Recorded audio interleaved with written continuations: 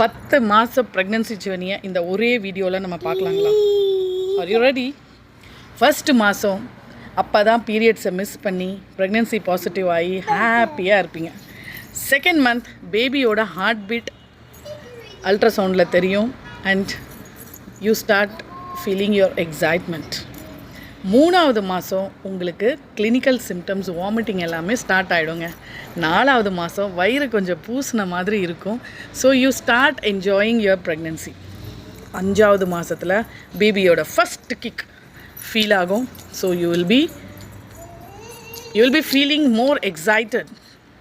6வது மாதத்தில் தூங்கவே முடியாதுங்க. வயிற்றுக்குள்ளே ஒரு எலி குஞ்சு ஓடுற மாதிரி இருக்கும், இழுக்கிற மாதிரி இருக்கும், அடிக்கிற மாதிரி இருக்கும், உதைக்கிற மாதிரி இருக்கும். So that is babies moments.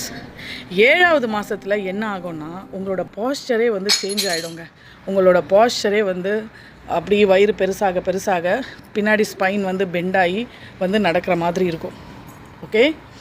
8வது மாதத்தில் இன்னும் கொஞ்சம் வயிறு பெருசாகி வயிறு டைட்டாக ஆரம்பித்து கை காலெல்லாம் வீக்கங்கள் ஸ்டார்ட் ஆகிடும்.